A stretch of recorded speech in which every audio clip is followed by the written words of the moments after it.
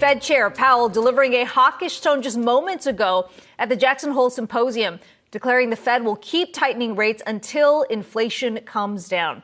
Yahoo Finance's Brian Cheung on the ground for us with our coverage. And Brian, this was a very, very clear message saying we will keep at it until the job gets done.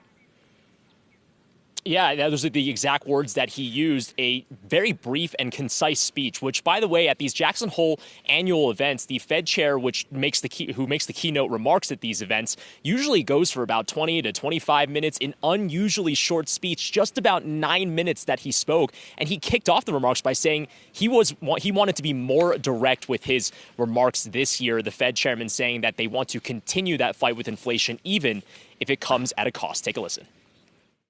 Restoring price stability will take some time and requires using our tools forcefully to bring demand and supply into better balance.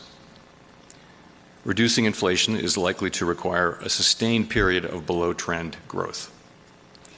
Moreover, there will very likely be some softening of labor market conditions. While higher interest rates, slower growth, and softer labor market conditions will bring down inflation, they will also bring some pain to households and businesses. These are the unfortunate costs of reducing inflation. But a failure to restore price stability would mean far greater pain. The Fed chairman saying that he feels like the Fed has to move fast because the longer they wait, the more damage there could be and the more pain that could be felt by households and businesses if raising interest rates ends up leading to more job losses, for example, although unemployment's still at 3.5%. Another key phrase from those short remarks earlier today: the Fed will maintain a restrictive policy stance for some time as it continues to raise interest rates, and that now is not the time to stop or pause interest rate hikes. That's a big reason why you're seeing markets selling off and bond yields going higher, tightening financial conditions as the Fed says it is not going to take its foot off of the brakes as it tries to slow this economy. This is essentially, as I mentioned earlier in the show, the Kobe moment for Jay Powell. Obviously, 2009, Kobe saying job not finished after being up 2-0 in the finals. The Federal Reserve saying essentially the same thing. They're not happy with inflation, even if there are positive signs out of the July inflation report. They need to continue raising interest rates, Akiko. I always love a Kobe reference, Brian, but where does that leave things going into the September meeting now?